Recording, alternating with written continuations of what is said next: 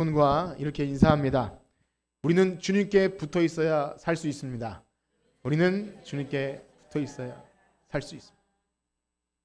정말이십니까? 네. 우리 계속해서 이 주일 오후 시간에 예수님을 믿는다는 것은 이라는 주제를 가지고 우리가 가진 믿음, 우리가 열심히 예배하고 찬송하고 이 가진 믿음이 참된 믿음 안에 있는지를 확인하고 점검하는 시간을 이어가고 있습니다. 혹 지난 시간에 우리가 어떤 말씀을 나눴는지 혹시 기억하시는 분 계실까요? 없습니다. 고개를 크게 흔드셔서 알아챘습니다. 없다네요. 참된 믿음을 가진 사람은 진정한 회개가 있는 삶이 있다. 그래도 모르시겠습니까? 네. 자, 진정한 회심이 있는 신자는 그의 삶에 회개가 있어야 합니다. 무엇보다 그 회개에 있어서 가장 중요하게 생각해야 할 것은 우리가 죄가 있으면 지옥 갈까봐 혹은 막 벌 받을까봐 종의 영처럼 두려워서 하는 게 아니라 이제 종의 영이 아니라 양자의 영, 하나님의 자녀이니까 하나님의 자녀로서 우리를 의인되게 하셨는데 그 우리를 의인되게 하시기 위해서 예수님이 우리에게 드린 그 사랑, 우리에게 참 버린 그 사랑을 우리가 좀 이렇게 값어치 없게 만들 수가 없는 거죠. 정말 사랑하고 존경하는 분 앞에 우리가 어찌 그럴 수가 있는가 이런 마음인 거죠. 우리가 회개하지 않고 죄를 그대로 내버려 두어서는 안 되겠지만 그런다 해도 우리의 의인됨이 취소되지 않기에 나태할 수 없고 너무나 그것이 감사하다면 매일 우리 자신을 말씀 앞에 세워야 하는 것입니다. 어떠하셨습니까? 한 주 동안 좀 그런 은혜가 있으셨나요? 죄를 그냥 방치함으로 하나님과의 관계가 단절되면 믿음의 사람은 영혼이 메마르고 갈급할 수밖에 없습니다. 여러분께서 혹 그런 마음과 참 은혜가 안 되고 이런 텁텁함이 있을 때 혹 내가 하나님과 어떤 관계가 단절되지 않았는지를 돌아보는 바로 예수님 잘 믿는 여러분들 되시길 축복합니다. 이제 오늘은요 우리가 함께 나눌 말씀은 예수님을 믿는다는 것은 우리가 찬양하고 말씀 본 것처럼 주님께 온전히 의존된 것, 주님께 붙어있는 삶이다라는 그것을 가지고 나누고자 합니다. 그렇습니다. 하나님 백성들은 우리의 힘과 능력이 아니라 하나님의 도우심과 인도하심으로 살아가는 사람들인 줄 믿습니다. 그러하신가요? 우리가 이 문구는 참 많이 들어요. 기도할 때도 그렇고 우리의 힘과 능력이 아니라 하나님만 의지하며 살게 해주시옵소서. 참 많이 듣는데 실상 정말 그러한가 확인하는 시간입니다. 실제 우리의 삶이 정말 주님께 의존되어 있고 하나님만 의지하고 살아가는지 혹 내가 그냥 추상적으로 참 위험한 건데요. 하나님 사랑합니다. 또 주님만 의지합니다. 이런 찬양과 고백들이 흔하게 불려졌을 때 그냥 거기까지인 거죠. 그게 굉장히 위험한 겁니다. 그래서 우리는 항상 가사와 우리 말씀 들을 때 이 내용들을 우리 자신에게 잘 적용하고 이게 그냥 뜬구름 잡는 얘기가 아닌가를 잘 확인하셔야 됩니다. 어떻습니까? 여러분 하나님만 의지하며 살아가십니까? 네. 이 문제는요. 어떤 선택의 문제가 아닙니다. 믿음 생활 잘하지만 하나님을 많이 의지하나 적게 의지하나 이런 정도의 차이도 아니고요. 우리의 삶 전체가 하나님께 완전히 의존되는 게 사실은 하나님을 믿는 것입니다. 그럼 그걸 믿으십니까? 적당히가 아니라 온전히 하나님을 의지하는가가 그 믿음이 있는 척도이죠. 그래서 하나님은 성경 속에서 그의 백성을 부르시면서 하시는 것이 뭐 대단한 훈련을 시키시고 능력을 막 고양시켜서 그게 아니라 어떤 훈련을 시키냐면 하나님만 의지하게 하는 훈련을 시키는 거예요. 믿음의 조상들을 부르시고 이스라엘 백성을 이끄시고 하는 모든 과정은 하나님만 전적으로 의지하는 그 연습을 시켜요. 그래서 믿음의 조상 하면 누구지요? 그래도 아브라함 아닙니까? 아브라함. 하나님이 아브라함을 어떻게 처음에 부르십니까? 우리 창세기 12장 1절을 한번 읽어보겠습니다. 창세기 12장 1절 시작. 여호와께서 아브라함에게 이르시되 너는 너의 고향 작과 아비집을 떠나 내가 내게 보여줄 땅으로 가라 하면 역시 이 말씀도 너무나 익숙해요. 그런데 얼마나 이게 청천벽력 같은 말씀입니까? 내가 의지했던 모든 삶의 여건 손발 다 자르고 이 당시에는 자기가 살던 동네를 떠난다는 건 그냥 죽는 거나 마찬가지예요. 그냥 우리가 멀리 새로운 동네로 이사 가는 것과는 비교할 수 없을 정도로 내 의지되었던 모든 것을 잘라놓는 거죠. 그래서 그 광야에서 잠시라도 하나님의 음성을 놓치면 막 그렇게 가뭄을 통해서 이상한 길로 가고 막 그러다가 또 거기서도 예배하고, 그것이 아브라함의 삶 아닙니까? 가는 데서 또 단을 쌓고 여호와의 이름을 부르고 또 실패도 하고 방황도 하지만 하나님이 계속 나타나셔서 계속 언약을 확인시켜 주시고, 내가 분명히 줄 거다, 내가 분명히 복 줄 거다, 이것을 확인시켜 주시죠.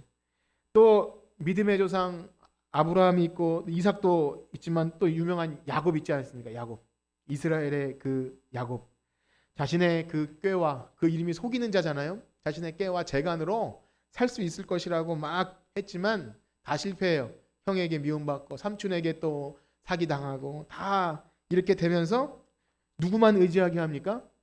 하나님만 의지하게 하는 거예요. 돌단을 쌓고 또 돌베개를 베고 자면서 아, 여기 하나님이 계셨구나. 이것을 그 외로운 길 속에서 나중에는 이 환도뼈를 얻어맞아서 다리를 절면서 하나님 복 주시지 않으면 살 수 없습니다. 이것을 경험하게 하는 것이 믿음의 조상들의 삶이에요. 그래서 기억나십니까? 야곱이 그의 말년에 그가 살아갈 때는 얼마나 그 나중심의 사람이었습니까? 그 자기 그 딸이 이렇게 험한 꼴을 당해서 그랬을 때 얼마나 뭐 딸 걱정 안 하고, 지금 너희들 때문에 내가 힘들고 내가 지금 이렇게 막 나 중심의 사람이었잖아요. 나나나송을 그렇게 잘 부르던 게 야곱이었어요. 막 화가 나고 그랬는데 나중에 그 바로 앞에 섰을 때 바로가 애굽 왕 바로가 야곱에게 묻죠. 네 나이가 몇 살이냐? 야곱이 말합니다. 그때 내 험악한 나그네 인생이 130년입니다. 근데 그 표현을 보면요, 그런 그의 삶에 그게 담겨 있어요. 우리 창세기 47장인데 한번 읽어볼까요? 47장 8절에서 10절입니다. 시작. 바로가 야곱에게 묻되 내 나이가 얼마냐? 야곱이 바로에게 아뢰되 내 나그네 길의 세월이 130년이니이다. 내 나이가 얼마 못되니 우리 조상의 나그네 길에 연조에 미치지 못하나 험악한 세월을 보내었나이다 하고 야곱이 바로에게 축복하고 그 앞에서 나오니라. 아멘. 자기도 험악하게 살아놓고 축복할 수 있는 자존감, 참 사람들이 보면 근자감이라고 할까, 근거 없는 자신감이라고 할지만 그 의리의리한 왕궁의 왕 앞에 야곱이 그를 축복할 수 있는 그게 어디서 나옵니까? 험악한 인생을 살았다고 해놓고 어떻게 할 수 있죠? 그 짧은 요 인사말에 그 바로를 축복하는 말 속에서 내 힘과 노력으로 평생 산 줄 알았는데 알고 보니 하나님이 나를 이끄셨구나. 이 요셉 잃어버린 줄 알았더니 알고 보니까 여기에 이렇게 총리로 만들어 놓으셨구나. 이게 내가 한 게 아니구나. 이것을 경험하는 거죠. 하나님 은혜로 살았음을 경험하는 이 표현이 우리 조상들의 연주에 저는 미치지 못하는 험악한 세월을 살았습니다. 그렇습니다. 또한 이 야곱의 이름이 어떻게 변하죠? 이스라엘. 이스라엘이 야곱인 건 아시죠? 네, 아십니까? 모르십니까? 네. 야곱이 이스라엘이잖아요. 이스라엘의 백성들의 삶은 어떠했습니까? 노예처럼 일하는 그 애굽의 삶에서 하나님이 나오게 하셔요. 고기만 주고 떡만 주면 거기서 그냥 사는 그게 아니라 다 없이 그냥 나옵니다. 많은 걸 갖고 나왔지만 광야에서 하나님이 하늘에서 만나를 내려주셔야 먹고, 물을 주셔야 먹고, 가라고 하면 가고 멈추라고 하면 멈추는 것을 40년간 해요. 40년간. 왜 그런 거죠? 그 뼛속 깊이 새겨있는 세상 의지하는 거, 그거 끊어내려고 40년간 그렇게 하신 거예요. 그러니까 이 출애굽 1세대가 뭐 구원을 받았는지 안 받았는지 그건 우리가 뭐 그렇게 따질 필요가 없어요. 하나님의 부르심은 처음부터 구원하시려고 부르시는 거예요. 그래서 그들이 그렇게 한 것은 우리의 그 거울이 되고 어떤 좀 뭐랄까요, 교훈이 되는 것이지, 이렇게 해서 구원받나, 이 행위로 나가면 굉장히 위험해집니다. 그렇습니다. 거기서 연습시키는 것이 바로 하나님 말씀에 순종해야 산다는 것. 그 외에도 얼마나 많은 믿음의 조상들이 있었습니까? 긴박한 순간 속에서 자신의 칼과 창과 뭐 이런 의지하는 것이 아니라 하나님의 도우심이 있어야 산다. 다윗이 그러했고 다니엘의 세 친구가 그러했고, 목숨이 위태할 때도 우리는 하나님 백성입니다. 이렇게 의지하면서 하나님께 영광을 돌리죠. 구약뿐만이 아니라 신약 시대로 오면 그 많은 초대교회 그 로마 황제와 그 참 신앙의 위협 속에서도요, 극한 환난과 핍박 속에서 하나님만 의지할 수 있는 그 힘이 어디서 나옵니까? 주님이 우리의 생명의 근원, 살든지 죽든지 우린 주님의 것이라는 그 하나님만 의지하는 그런 은혜가 있기를 축복합니다. 이것이 어떻게 가능합니까? 우리가 주님을 믿는 거예요. 그러니까 믿는 것은 하나님을 전적으로 의존하는 거죠. 그렇습니다. 우리가 예수님을 믿는다, 또 하나님만 의지합니다, 이렇게 말하는 건 이것이 거짓이 되지 않기를 축복합니다. 정말 우리의 삶 순간순간 어떤 순간에도 우리를 놓지 않고 계속 인도하신 하나님, 우리 하나님의 자녀들은 그래서 내 힘으로 사는 게 아니에요. 내 힘. 누구 힘으로 살죠? 하나님 위로부터 오는 것, 그것을 구해야 되는 거죠. 그러니까 우리는 기도하고 말씀 보는 거예요. 기도하지 않고 말씀 보지 않는 것은 내 힘으로 산다는 것입니다. 그래서 뭐 기도해라 마라 이럴 필요가 없는, 믿음이 있으면 하나님을 의지하기 때문에 기도할 수밖에 없는 거죠. 일단 믿음 안에 들어온 사람들은 자신의 힘을 의지하는 것이 아니라 하나님 힘 주셔서 하는 것을 알기 때문에 그렇게 하는 것입니다. 그래서 오늘 읽은 이 본문은요, 그러한 하나님과 우리와의 관계가 묶여있는, 붙어있는 관계를 드러내는 본문입니다. 우리 다시 한번 읽어볼까요? 요한복음 15장 1절에서 5절 말씀을 우리 다 같이 한번 읽도록 하겠습니다. 시작. 나는 참 포도나무요 내 아버지는 농부라. 무릇 내게 붙어 있어 열매를 맺지 아니하는 가지는 아버지께서 그것을 제거해 버리시고, 무릇 열매를 맺는 가지는 더 열매를 맺게 하려 하여 그것을 깨끗하게 하시느니라. 너희는 내게 일러준 말로 이미 깨끗하여졌으니 내 안에 거하라. 나도 너희 안에 거하리라. 가지가 포도나무에 붙어 있지 아니하면 스스로 열매를 맺을 수 없음 같이 너희도 내 안에 있지 아니하면 그러하리라. 나는 포도나무요 너희는 가지라. 그가 내 안에 내가 그 안에 거하면 사람이 열매를 많이 맺나니 나를 떠나서는 너희가 아멘.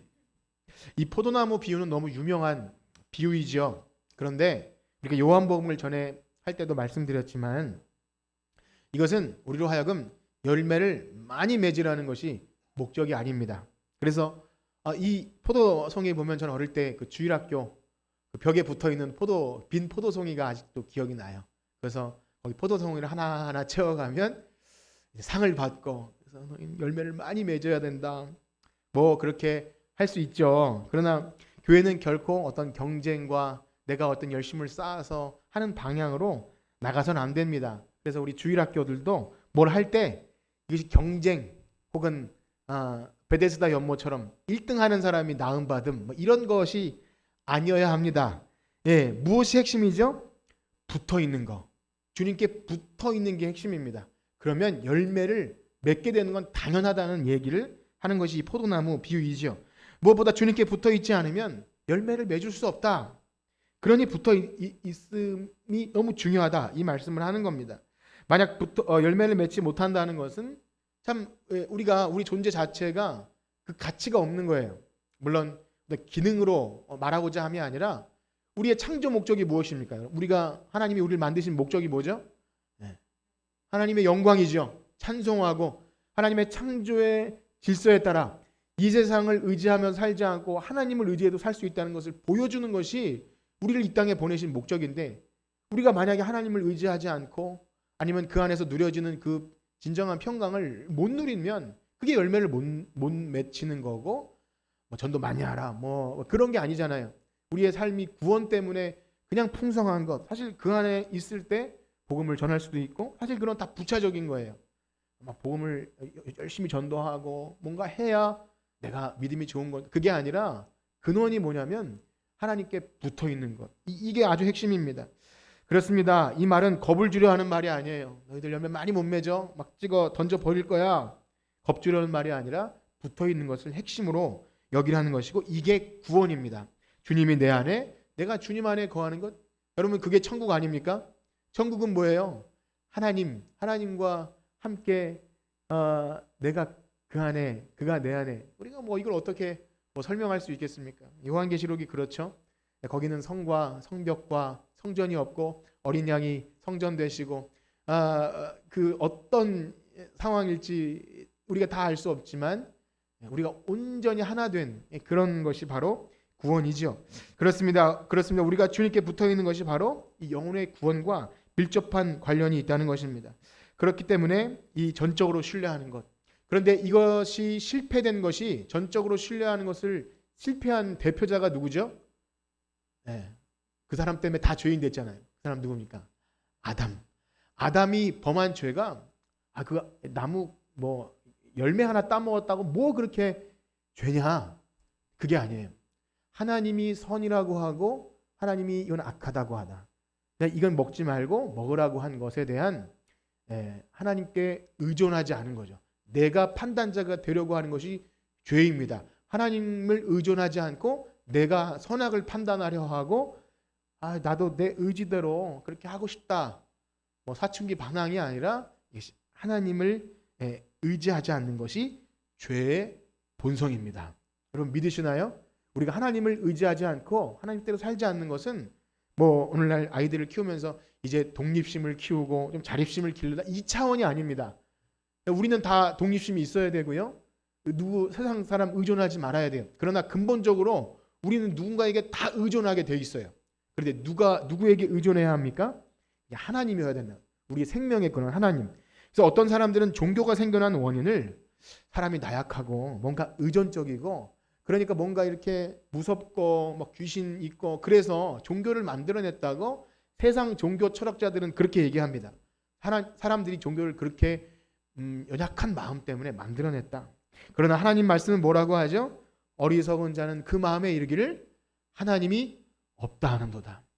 어리석어서 그런 거예요. 똑똑하고 뭐 지혜롭고 종교는 이런 거고 사람이 근데 그 근본적인 마음 속에 자기가 주관자가 자기가 왕이 되려 하는 거죠. 그 바벨탑 사건도 마찬가지고 구약 성경에 나오는 자기 소견에 오른 대로 살아가는 이 모든 것이 다 죄라는 것입니다. 하나님보다 높여지려고 발버둥치고 그때 시편 기자는 뭐라고 합니까? 하늘에 계신 자가 비웃으신다. 그것을 보고 너희들 뭐 참 네 멋대로 한번 살아봐라. 비웃는다. 이렇게 말씀하시는 거예요. 그렇습니다. 하나님이 우리의 주인이 아니라 내가 주인 되려고 하는 노력은 죄라는 것을 알고 우리에게 그러한 성향이 있을 때 여러분 회개하길 축복합니다. 자, 그런데 이제 오늘 무엇을 알아야 회개하고 또 그렇게 되지 않습니까? 자, 그런데요. 이것이 우리에게 어떻게 깨달아집니까? 이것을 우리가 사실은 들었지만 이게 뭐가 하나님을 의지하는 거고 내 멋대로 사는 건지 구분하기가 어려워요. 먼저는요. 이것도 역시 우리 힘으로 되는 게 아니에요. 이것이 가능하게 하시는 것도 역시 하나님이 주시는 새로운 본성, 영의 사람. 오늘 로마서 8장이 새벽 말씀인데 영에 속한 사람. 그 마음속에 생각하는 것 자체가 하나님이 기뻐하시는 걸 생각하는 그 마음을 주셔야 이 거듭남이 있어야 그 일을 하는 겁니다. 아무리 똑똑해도 똑똑하면 똑똑할수록 하나님과 멀어져요. 잘나고 내 힘으로 사는 사람 하나님과 점점 멀어져요. 그러면 반대로 뭐 바보라고 하나님께 붙어 있는 줄 아세요? 또 그렇지도 않아요. 무엇입니까? 위로부터 오는 새로운 본성, 그 거듭남이 있어야 내 연약함을 알게 돼요. 내 죄성과 하나님 없이는 소망이 없다는 것을 깨닫게 하는 그 능력, 그 성령의 능력이 우리의 눈을 열어주시고 마음을 열어주셔서 하나님을 의지하게 하는 그러한 믿음 달라고 구하시길 축복합니다.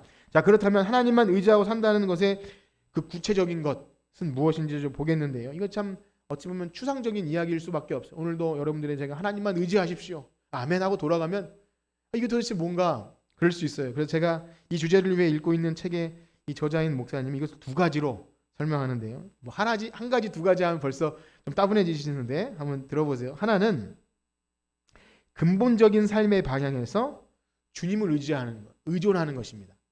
뭐라고요? 근본적인 삶의 방향에서 주님을 의존하는 것이고 두 번째는 구체적인 삶에서 주님을 의존하는 것이다. 첫 번째는 근본적인 삶에서, 두 번째는 구체적인 삶에서. 자, 먼저 근본적인 삶에서 주님께 의존하는 것은 이제 말씀드린 것 그 자체입니다. 참되게 거듭난 성도는 그의 삶의 방향이 이제는 달라져요. 내가 주인이 아니라 하나님이 주인이잖아요. 여러분, 우리의 주인은 누굽니까? 맞습니까? 네. 바울처럼 예수 그리스도의 종. 이 종이 그냥 하인이 아니라 그랬죠? 노예라 그랬죠. 노예. 이 원문 그대로 하면 노예입니다. 이제 나의 생명줄은, 목숨줄은 그 주인에게 달렸어요. 그러니 의존할 수밖에 없어요. 그렇습니다. 나를 구원해 주신 분이 하나님이시고 예수님 한 분뿐이심을 알 때 우리는 복음의 비친 자로, 내 생명을 구원해 주신 자로 이 주인으로 여기는 거죠. 그래서 예수님을 따르는 제자들의 그 대표적인 모습이 바로 배와 그물을 버려두고 주님을 쫓는 건 아닙니까? 또 이 세리마태는 자기의 참 수입이 보장된 그 세리라는 그 직책을 다 내려놓고, 삭개오도 세리인데 엄청난 부를 축적하고 있다 예수님 만나니까 그거 다 가난한 자들에게 나눠주고 따르지 않습니까? 이것은 상징적인 의미이죠. 그렇다고 여러분 주님께 의존되었다고 다 버리는 것 그렇게 걱정하지 않으셔도 됩니다. 버리라고 하지 않아요. 뭐죠? 뭐 거지가 되어야 한다는 것이 아니라 내게 먹고 마시는 삶의 모든 것이 하나님으로부터 왔음을 근본적으로 인정할 때 내가 그것 얻으려고, 그것 좀 더 축적하려고, 사람들한테 좀 더 인정받으려고 거기에 매달리지 않는다는 거예요. 나를 살리시고 내가 나 되게 하시는 분이 하나님이시기 때문에 하나님께만 의존하는 것, 그게 근본적인 삶의 전환인 줄 믿습니다. 여러분 그러한 전환이 일어나셨습니까? 자꾸만 물어보세요. 내가 주인이 하나님이라고 해놓고 내 멋대로 사는 것 아닌가? 그렇다면 또 회개해야 합니다. 성령님께서 이렇게 말씀을 들려주실 때 내가 말은 하나님만 의지하며 살겠습니다 해놓고 사실은 내 멋대로 사는 건 아닌가? 어떠하십니까? 이러한 삶의 중심의 변환이 일어난 사람들이 바로 예수님 믿는 사람들이에요. 예수님 믿는 사람들. 자, 그 다음 뭐라 그랬죠? 근본적인 변화 또 하나는 구체적인 삶의 내용에서도 하나님께 의존되어 있는가? 즉 우리의 삶이 아주 실질적이고 사소한 일까지도 삶의 모든 영역에서 하나님의 도우심이 있어야 살아간다는 것을 믿고 고백하고 묻고 결정하고 선택하고 있는가? 여러분 그렇게 사십니까? 또 역시 그렇게 하려면 기도할 수밖에 없는 거예요. 말씀 볼 수밖에 없죠. 막 새벽 예배 나와라 혹은 뭐 금요철에 나오십시오 하지 않아도 하나님께 의존된 사람은 기도할 수밖에 없어요. 만약에 기도할 거리가 없다, 뭐 기도하라고 이렇게 음악 틀어주고 기도하십시오. 기도할 것이 없어서 막 졸립고 그런 건 뭐죠? 하여튼 내 멋대로 내 마음 그냥 잘 사는데 뭘 내가 기도를 합니까? 이런 거예요. 물론 그건 아니겠지만 그런 걸 반증해 주는 거예요. 네, 뜨끔하시면 기도하러 나오십시오. 자, 그렇습니다. 아무리 믿음 좋은 사람들도 아주 사소하고 하찮은 일에 실패를 경험합니다. 여러분 막 우리가 대단한 것은 하나님께 잘 맡겨요. 세상 여러분들은 다 믿음이 좋아서 큰 일 앞에 엎드립니다. 근데 문제는 사소한 일 앞에, 우리의 삶의 구체적인 것 앞에 잘 맡기려 들지 않죠. 그러나 거기서 실패할 때 절망과 낙심을 더 많이 경험합니다. 그 대표자가 누구냐면 바로 다윗이에요. 다윗 얼마나 위대한 왕입니까? 내가 칼과 창과 단창으로 나가지 않고 만군의 여호와의 이름으로 나간다. 이런 엄청난 다윗 왕이 어디서 꼬꾸라지죠? 그 편안하게 왕궁에서 옥상을 거닐다가 그 여인이 모욕하는 장면 보고 거기서 실패를 경험하고 나락으로 떨어지는 것 아닙니까? 이게 얼마나 참 그렇습니까? 우리도 예배 잘 드리고 기도 잘하고 막 영적으로 충만하다가 대단한 것에 시험 드는 것이 아니잖아요. 여러분 아주 사소한 것에 내가 언제 은혜 받았냐는 듯 하는 것이 굉장히 나 자신 생각해도 유치한 뭐 그런 걸로 완전히 막 낙심해요. 그렇지 않습니까? 저만 그런가요? 그렇습니다. 사실상 우리의 삶에 구성하는 것은 대부분 사소한 일입니다. 뭐 사람들은 사소한 게 귀한 거야. 어쨌든 사소한 건 사소한 거잖아요. 대소사 큰 일이 있고 작은 일이 있는 것 아닙니까? 그런데 큰 일은 가끔 일어나잖아요. 거의 대부분 밥 먹고 잠자고 뭐 운동하고 운전하고 TV 보고 직장 가고 이게 뭐 일상이잖아요. 사실상 사소해 보이는 일이 하나님께 드려지고 있는가를 민감하게 보셔야 합니다. 또한 우리가 잘하는 일 있잖아요. 여러분 전문적인 거, 여러분 다 하나씩 잘하는 거 있잖아요. 우리 교회는 청소 전문가들이 청소 잘하잖아요. 내가 능력 있고 이 정도는 눈 감고도 할 수 있는 일조차 기도하며 하시길 축복합니다. 왜냐하면 내가 잘하는 일은 의지하지 않고 하나님 그냥 없이도 할 수 있다는 마음이 들어요. 물론 막 조심스럽게 막 처음 하는 것처럼 그렇게 하라는 게 아니라 매일 가는 길, 매일 하는 일도 매일 밥하는 것도 그렇게 제가 말씀드리면서도 사실 제가 생각해 보니까 좀 밥을 좀 잘하거든요. 제가 생각해도 밥을 더 잘해주는 것 같아요. 그래도 기도하면서 해야겠구나 이런 생각이 듭니다. 자, 그래서 하나님께서 이스라엘 백성을 40년 동안 훈련시키신 것을 보면 뭐 대단한 전쟁과 뭐 이런 게 아니라 먹는 일, 마시는 일, 뭐 걸어가는, 이동하는 일을 훈련시키셔요. 우리 신명기 8장 말씀을 한번 읽겠습니다. 신명기 8장 2절에서 3절입니다. 다 같이 읽겠습니다. 시작. 내 하나님 여호와께서 이 40년 동안에 내게 광야길을 걷게 하신 것을 기억하라. 이는 너를 낮추시며 너를 시험하사 내 마음이 어떠한지 그 명령을 지키는지 지키지 않는지를 알려 하심이라. 너를 낮추시며 너를 줄이게 하시며 또 너를 알지도 못하며 내 조상들도 알지 못하던 만나를 내게 먹이신 것은 사람이 떡으로만 사는 것이 아니요 여호와의 입으로 나오는 모든 말씀으로. 아멘. 저는 이스라엘 백성에게 하나님이 더 좀 스펙타클하고 대단한 것을 항상 보여줬으면 실패하지 않았을 거라고 생각해요. 그런데 뭘로 그들을 시험하냐면 먹을 만나로 그들을 시험해요. 내 말대로 하는지 안 하는지를. 그래서 더 거두지 말고 요만큼만 해라. 더 거둬요. 내일은 안식일이니까 더 2배 다 걷어오면 줄 건데 막 안 거두러 나갔다가 내일 안식일은 이 계속 이게 반복되는 거예요. 하나님이 주일 지켜도 충분히 먹고 살게 해주겠다고 해도 못 믿겠어요. 이게 우리 삶에 반복되는 것. 이게 그래서 먹고 마시는 문제가 너무 중요하다는 거죠. 당연히 있는 쌀, 당연히 있는 반찬이 아니라 하나님이 주셔야 먹고 삽니다 하고 기도하는 것. 그래서 예수님도 기도 가르쳐 줄 때 그 예수님께서 우리에게 가르쳐 주신 기도 가운데 일용할 양식을 주시옵고, 먹을 것이 없어서 그걸 간구하라는 건가요? 하나님께 의존되어 있음을 고백하라는 거잖아요. 그래서 집에서 아이들에게 가장 귀한 신앙 고백은 식기도예요. 우리 돌아가면서 아이들이 기도를 시키는데 대충 하는 애들도 있고 한데, 그러다 보니까 학교에서도 기도를 하는 것 같아요. 그래서 애들이 좀 쳐다보고 뭐 그런다고 하는데, 그거 아니고 요즘에 신앙 있는 걸 뭘로 드러내겠어요? 그렇죠? 예, 어디 가서 나 예수 믿는다고 뭘로 드러내겠습니까? 여러분 직장에서 거기서 기도하고 밥 드시나요? 식사하시나요? 네.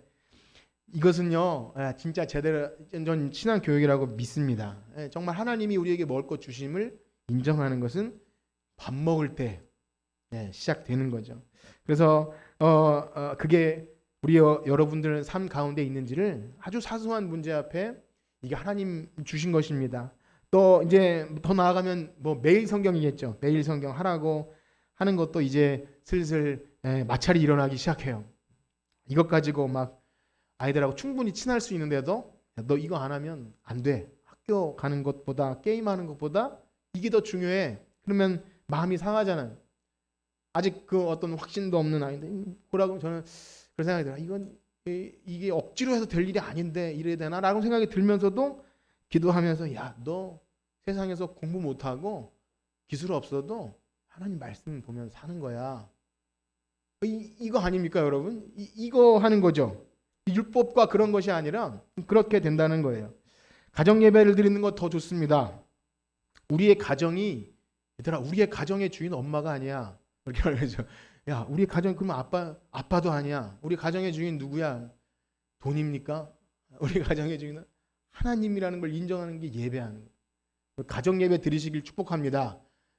우리 우리 교회 그 젊은 가정들이 있는데 가정 예배 드리시고 아이들에게 야, 우리는 예배하기 위해서 하나님이 부름 받았어. 이거는 어릴 때부터 되지 않으면 안 돼요. 그래서 어릴 때부터 할례를 시키고 한 것이 무엇이죠? 너 하나님 백성이다. 이것은 그냥 도장을 찍는 거 아닙니까?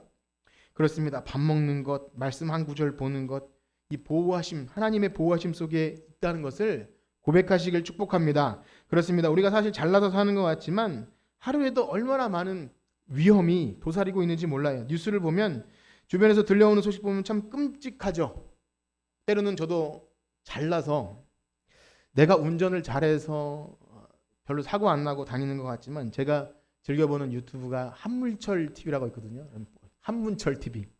끔찍해요. 운전 아무리 잘해도 아무 소용이 없어요.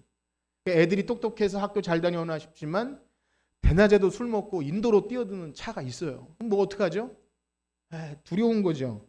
야, 하나님 도와주지 않으면 살 수 없구나. 이것을 매일 이제 그냥 애들 갈 때 밥만 먹여 보내는 게 아니라 기도하고 가라. 그런 거죠. 물론 이것이 사고가 없어야 하나님이 도우신다 이렇게 직결되는 건 아님에도 불구하고 그럼에도 불구하고 우리 아주 사소한 것도 구하는 하나님께 의존된 여러분들 되시길 축복합니다. 만약 이것이 실패된다면 실패되는 원인이 어디 있겠습니까?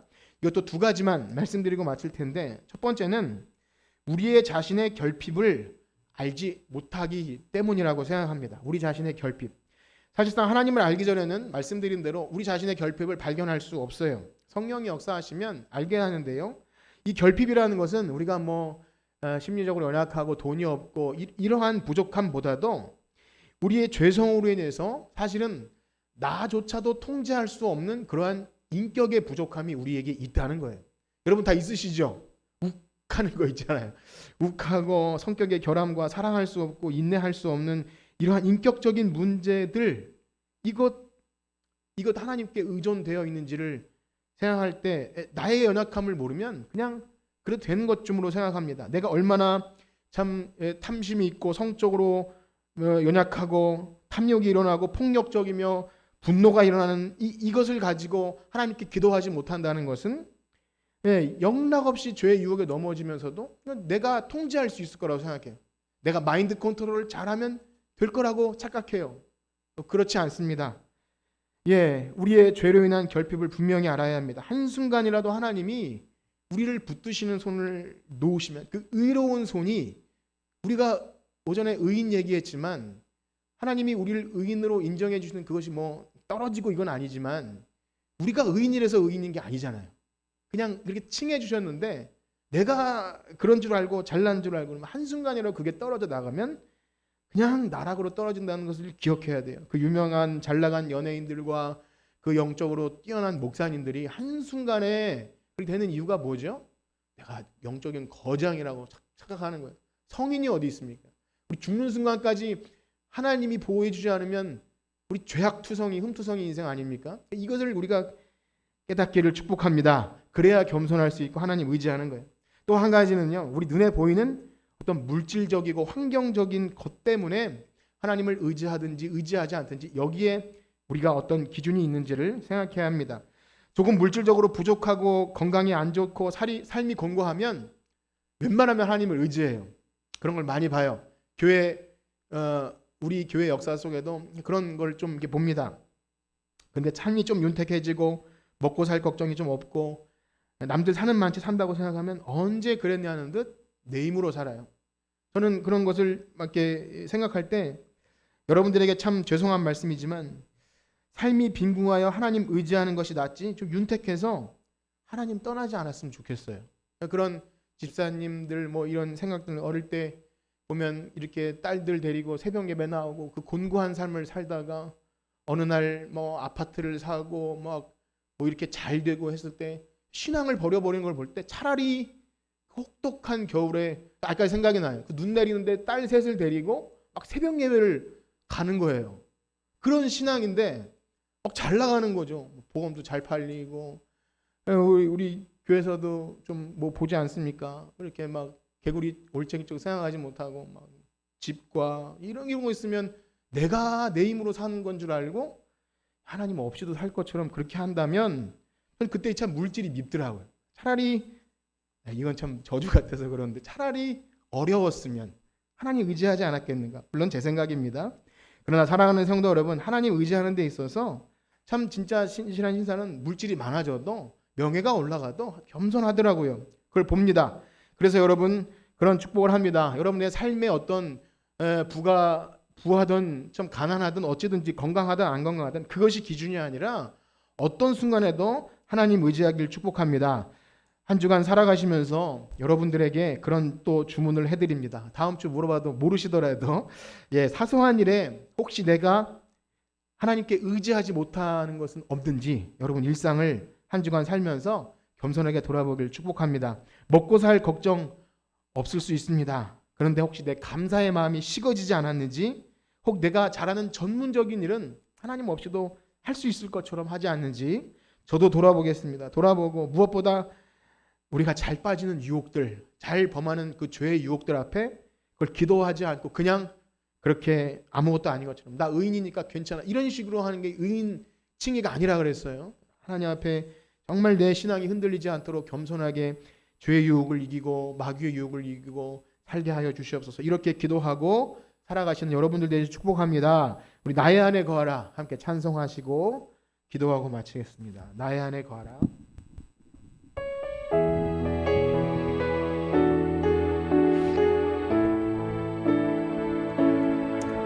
나의 안에 거하라.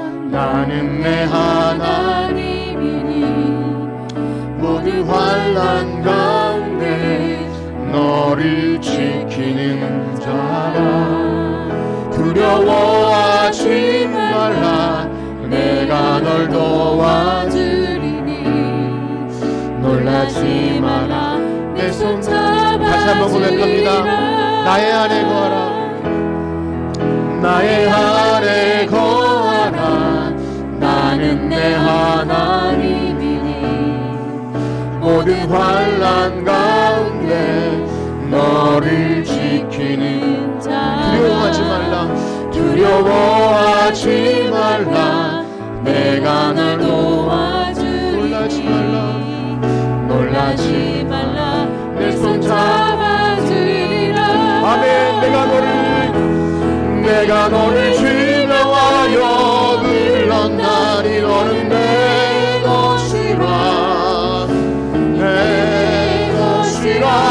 너의 하나님이라. 내가 너를 그대로 존귀하게 여기노라. 너를 사랑하니 내가 너를 주명하여 불렀나니 너는 내 것이라. 내가 너를 주명하여 불렀나니 너는 내 아멘. 내 것이라. 내 것이라. 너의 하나님이라. 내가 너를 그대로 존귀하게 여기노라. 너를 사랑하는 내 여호와라. 아멘. 우리 들으신 말씀 가지고 기도합니다. 하나님을 믿는다 하면서도 하나님께 전적으로 우리의 삶을 맡기고 의존하고 하나님께 뜻에 결정하지 못하면서도 말로만 하나님만 의지하며 삽니다라고 한 것은 아닌지 우리 삶을 돌아봅니다. 우리의 삶의 근본적인 영적인 문제와 우리의 사소한 문제조차 하나님께 맡기고 하나님께 의존되어 하나님께서 기뻐하시는 삶을 살아가는 그러한 믿음의 백성들 되게 하여 주시옵소서. 우리 주의 이름 크게 한번 부르짖고 기도합니다. 주여 하나님 감사합니다. 우리의 삶의 주관자 되신 하나님, 우리의 영혼을 구하시고 거듭나게 하시고 의인되게 하신 하나님, 우리는 주님의 것입니다. 너는 내 것이라 말씀하시고 너를 손바닥에 새겼고 너의 이름을 기억하느라 말씀하신 하나님이 오늘 나의 안에 거하라고 말씀하십니다. 너희가 내 안에 거하여 열매를 많이 맺는다 말씀하십니다. 우리가 주님을 의지하지 아니하면 아무런 삶의 열매를 맺을 수가 없습니다. 하나님, 주님을 떠나서 살 수 없는 것이 우리입니다. 그럼에도 불구하고 주님이 없는 것처럼 내 멋대로 살아간다면 우리는 주님을 믿는다고 할 수 없습니다. 하나님, 우리 겉으로 보이는 종교 생활이 아니라 우리의 삶의 구석구석을 주님께 올려드리길 원합니다. 내가 잘하는 것부터 하나님 너무나 두려운 것들, 하나님 내가 못하는 것이나 하나님 근심하는 것이나 하나님 내 개인적인 죄의 영역이다, 아무에게도 말하지 못하는 내 심령인 것까지도 살아계신 하나님께 맡겨드릴 때 우리의 삶을 구원하신 주께서 우리의 삶의 세밀한 부분까지도 인도하시고 보호하실 줄 믿습니다. 하나님, 우리의 자녀와 하나님 우리의 미래와 우리의 모든 삶 주님의 것입니다.